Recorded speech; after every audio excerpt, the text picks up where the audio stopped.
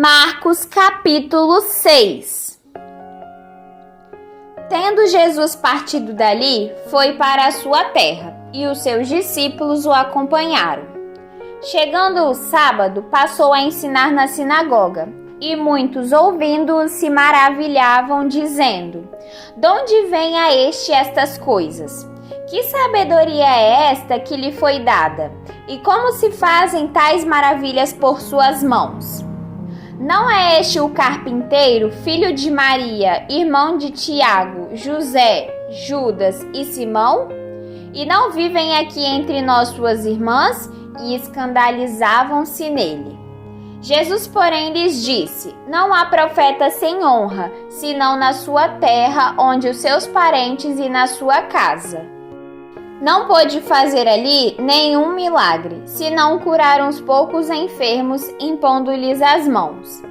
Admirou-se da incredulidade deles, contudo, percorria as aldeias circunvizinhas a ensinar. Chamou Jesus os 12 e passou a enviá-los de 2 a 2, dando-lhes autoridade sobre os espíritos imundos.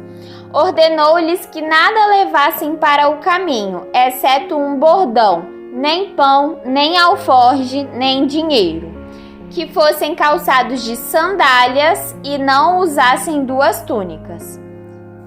E recomendou-lhes: "Quando entrardes na alguma casa, permanecei aí até vos retirardes do lugar. Se em algum lugar não vos receberem, nem vos ouvirem, ao sairdes dali, sacudi o pó dos pés em testemunho contra eles." Então, saindo eles, pregavam ao povo que se arrependesse.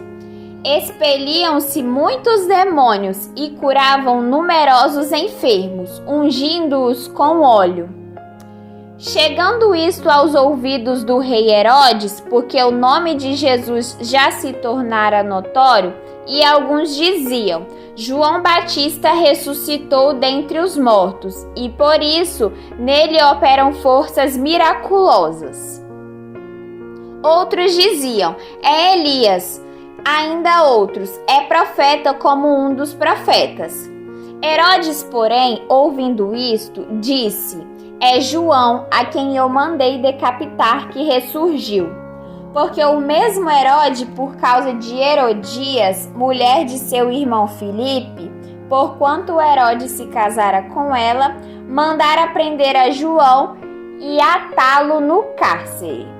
Pois João lhe dizia: "Não te é lícito possuir a mulher de teu irmão." E Herodes o odiava, querendo matá-lo, e não podia. Porque Herodes temia a João, sabendo que era homem justo e santo, e o tinha em segurança.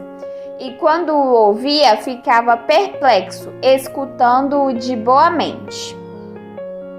E chegando um dia favorável em que Herodes, no seu aniversário natalício, dera um banquete aos seus dignatários, aos oficiais militares e aos principais da Galileia, entrou a filha de Herodias e, dançando, agradou a Herodes e aos seus convivas. Então disse o rei à jovem: "Pede-me o que quiseres e eu te darei." E jurou-lhe: "Se pedirdes, mesmo que seja a metade do meu reino, eu te darei." Saindo ela, perguntou à sua mãe: "Que pedirei?" Esta respondeu: "A cabeça de João Batista." No mesmo instante, voltando apressadamente para junto do rei, disse: "Quero que, sem demora, me des num prato a cabeça de João Batista." Entristeceu-se profundamente o rei, mas por causa do juramento e dos que estavam com ele à mesa, não lhe a quis negar. E, enviando logo o executor, mandou que lhe trouxessem a cabeça de João. Ele foi e decapitou no cárcere. E, trazendo a cabeça num prato, a entregou à jovem, e essa, por sua vez, à sua mãe.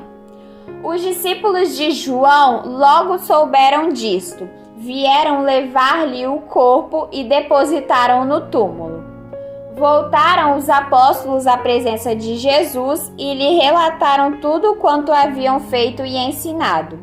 E ele lhes disse: Vinde repousar um pouco, à parte, num lugar deserto, porque eles não tinham tempo nem para comer, visto serem numerosos os que iam e vinham.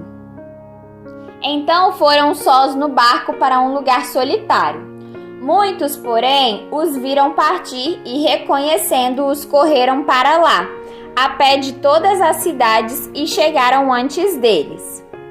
Ao desembarcar, viu Jesus uma grande multidão e compadeceu-se deles, porque eram como ovelhas que não têm pastor, e passou a ensinar-lhes muitas coisas.